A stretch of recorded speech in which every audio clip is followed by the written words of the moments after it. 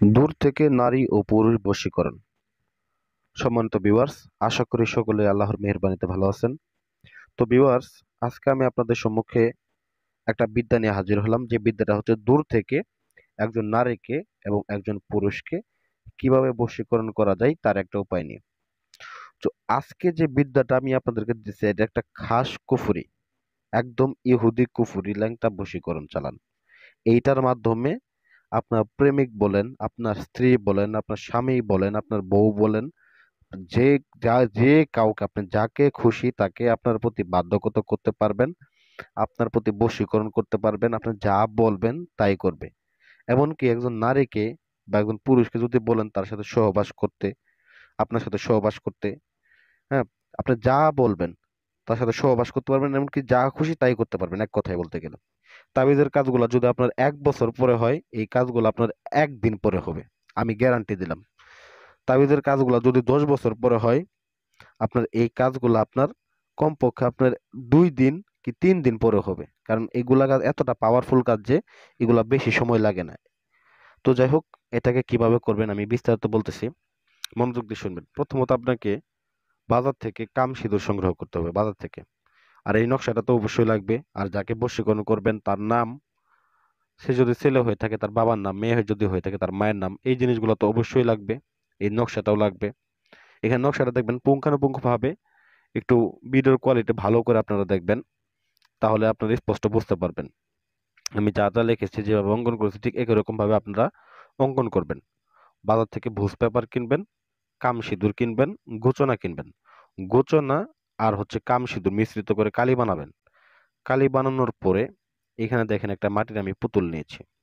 এই পুতুলটার গায়ের ভিতরে আপনি ওই যাকে বশীকরণ করবেন তার নামটা লিখবেন। শুধুমাত্র তার নাম মনে রাখতে হবে। এটা সেই পুতুলটা, যে পুতুলটা আপনি বাধ্যগত করতে চাইতেছেন, যাকে আপনি বাধ্যগত করতে চাইতেছেন, এই সেই পুতুল। তো যাই হোক, পরিশেষে আপনি এই নকশাটাকে ভুজ পেপারের উপরে অঙ্কন করবেন। অঙ্কন করে 3টা নকশা অঙ্কন করবেন। 3টা নকশা অঙ্কন করে নামগুলা লিখে নেবেন। আপনার নাম, আপনি যদি ছেলে হন আপনার বাবার নাম, আপনি যদি মেয়ে হন আপনার মায়ের নাম, ওই ছেলের নাম বা ওই মেয়ের নাম, যাকে বশীকরণ করবেন, এগুলা লিখে 3টা বুঝ পেপারের ভিতরে লিখে প্রথমত 3টা তাবিজের মধ্যে ভরবেন। 3টা তাবিজের মধ্যে ভরে এটাকে প্রথমত একটা পুতুলের গলার মধ্যে বাঁধবেন। একদম লাল সুতা দিয়ে পুতুলের গলার মধ্যে বেঁধে দেবেন একটাকে।